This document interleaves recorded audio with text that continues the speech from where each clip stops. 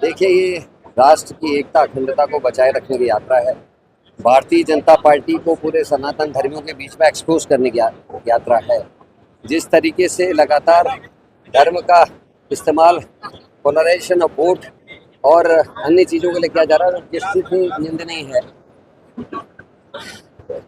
कांग्रेस लगातार एक साल से केदारनाथ में सोने की चोरी की जांच की मांग कर रही है, जो बीकेटीसी और सरकार ने नहीं किया। अब आदि हमारे जो शंकराचार्य जी हैं, अब वो भी इस मांग को कर रहे हैं, लेकिन सरकार उल्टी बातें कर रही है। बीकेटीसी के अध्यक्ष, जिन्होंने केदारनाथ धाम के गर्भगृह के नियम तोड़ने में मोदी को एक नोटिस तक नहीं दिया, वो आज आदि हमारे जो शंकराचार्य हैं, हमारे धर्म के गुरु हैं, उनके खिलाफ बयान दे रहे हैं। अब बीकेटीसी के अध्यक्ष कहते हैं कि सोने की चोरी हुई नहीं, वहाँ सोना था ही नहीं। हम पूछना चाहते हैं, प्रदेश के और राष्ट्र के अखबारों ने लिखा कि 19 से 20 घोड़ों में सोना ले जाया गया, तब बीकेटीसी के अध्यक्ष ने इसका खंडन क्यों नहीं किया? उन्होंने 11 सुरक्षा कर्मियों से इसकी सुरक्षा नहीं होती है बात भी रखी, लेकिन आज वो कह रहे हैं कि वो सोना था ही नहीं। जांच करें, निर्दोष हो तो अच्छा लगेगा। वहां गर्भगृह के नियम तोड़ने पर मोदी जी को नोटिस क्यों सर्व ने? वो दिल्ली और कई जगहों में केदारनाथ धाम के नाम से व्यापारीकरण किया जा रहा है। दिल्ली में 10 तारीख उत्तराखंड के मुख्यमंत्री ने एक मंदिर का और एक ट्रस्ट के मंदिर का उद्घाटन किया, और उस उद्घाटन में जो उन्होंने कहा कि यहीं आके आपको मोक्ष मिल जाएगा, वो निश्चित ही निंदनीय था। केदारनाथ धाम जो है ज्योतिर्लिंग है और सतयुग का ज्योतिर्लिंग है। पंच केदार है, छठा हो नहीं सकता। पंच बद्री है, छठा हो नहीं सकता। ये हमारे धर्म ग्रंथों में, हमारे उपनिषदों में, हमारे वेदों में जो लिखा है उसका भी उल्लंघन है। और भारतीय जनता पार्टी जो अपने को धर्म का संरक्षक बताती है, वो भक्षक हो गई है। वो भगवान राम के यहाँ क्या क्या वो आप सबने देखा, राम ने इनको सजा दे दी। नारायण भगवान के यहाँ जिस तरीके से इनका माइक्रो वो प्रोजेक्ट चल रहा है, उसका क्या हाल है, कैसे वहाँ के लोगों को 3-3, 4-4 पुश्तों से जोड़ रहे, उनको बेघर बेदुकान कर दिया है। मास्टर प्लान में वो आपके सामने है, नारायण ने इनको सजा दी है। अब केदारनाथ के साथ भी छेड़छाड़ की है। अब ये कहते हैं शिला नहीं ले गए।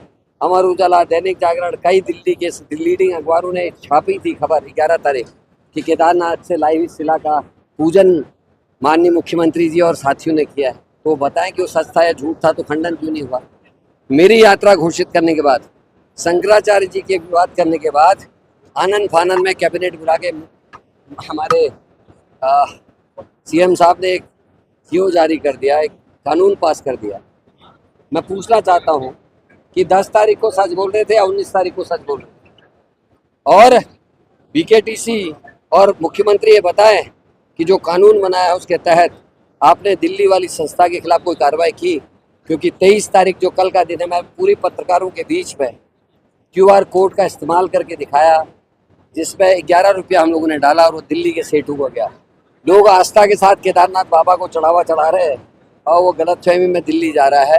इसका हम विरोध कर रहे हैं। कृष्णा माई की गुफा का नाम मोदी नहीं होना चाहिए। वर्षों तक उन्होंने तपस्या की और बच्चे से लेके बूढ़े तक उसको कृष्णा माई की गुफा कहते हैं, परंतु एक दिन बैठने वाले मोदी के नाम पर गुफा को रखकर उस पर टिकट लगा दिया गया। क्या जो श्रद्धालु गरीब हैं, जिनके पास 1000 रुपया देने के लिए नहीं है, क्या उनको अधिकार नहीं है अपने धाम में जाकर उस माँ की तपस्या स्थली के दर्शन करना, पुण्य लेना? तो इस व्यवसायीकरण का भी हम विरोध कर रहे हैं।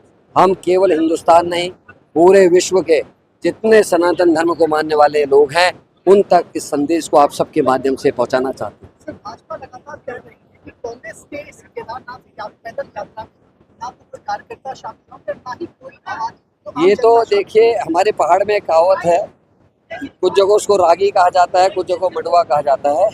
मडवा फूकियल अभी देखियल, मतलब जब यात्रा शुरू हुई उसको आप सबने लोगों ने कवर किया, लोग देख रहे, पढ़े लिखे लोग। और यात्रा में 50 लोग की हमने कहा था कि 50 लोग पद यात्रा करके 200 लोग, उससे ज़्यादा लोग इन्वॉल्व है। अभी आप देख लीजिए कितने लोग हैं। और हम लगातार इस यात्रा को कर रहे हैं। बीजेपी को इसकी फिक्र करने की जरूरत नहीं है। बीजेपी को शंकराचार्य से माफ़ी मांगनी चाहिए, बाबा केदार से माफ़ी मांगनी चाहिए। और हम केदारनाथ में गंगा जली से जलाभिषेक करने के बाद बाबा भैरव के मंदिर तक जाएंगे। जहां हम सारे कांग्रेस जन कहेंगे जय जय जय भैरव बटुक, स्वामी शंकर टार, कृपा दास पे कीजिए हे शंकर के अवतार, हे केदार के रक्षक, वहाँ के जो हमारे रक्षक हैं वो भैरव बाबा हैं। भैरव बाबा से गुहार करेंगे, जो कृष्णा माई के संग हुआ, जो गर्भगृह के कानून तोड़ने का अपराध हुआ, जिस तरीके से सोने की चोरी हुई और उसको छिपाने की कोशिश हो रही, अपराधियों को दंडित करे, या तो उनको सद्बुद्धि दे, हिंदुस्तान खुशहाल हो, यहाँ धर्म के नाम पर झगड़े खत्म हो, और जो हिंदू धर्म का जो मुख्य वो है, जिसमें हिंदू धर्म ने कहा कि हमको सबको क्षमा करना चाहिए, प्रेम से रहना चाहिए। हिंदू धर्म में तो वृक्षों की, पक्षियों की, जानवरों की तक पूजा होती है, धरती माँ की पूजा होती है, पत्थरों की पूजा होती है। हम मनुष्य का अपमान जाति और धर्म के नाम से कैसे कर सकते हैं? और जो राहुल गांधी जी की यात्रा थी, उसके ही रूप में हम इसको ले रहे हैं।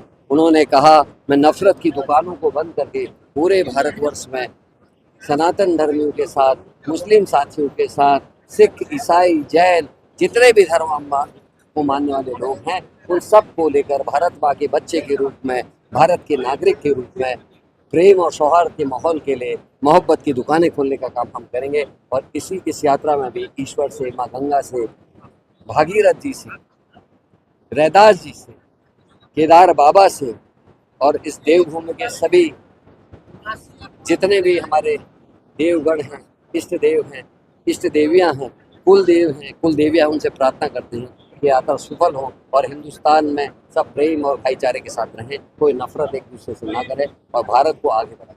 सर क्योंकि साथ में बताया देखिए, ये तो सच, सुप्रीम कोर्ट ने इस बात पर मोहर लगाई है। नफरत फैलाने की नीयत से उत्तर प्रदेश और उत्तराखंड की सरकार ने एक कानून बनाया कि ठेले में, रेहड़ी में आप बताइए, गरीब कुछ फल बेचकर, कुछ अनाज बेचकर अपने परिवार का पालन पोषण करता है। और वैसे भी ये कहा जाता है कि दान दक्षिणा करना अच्छा होता है। और हमारे जो तीर्थ में आते हैं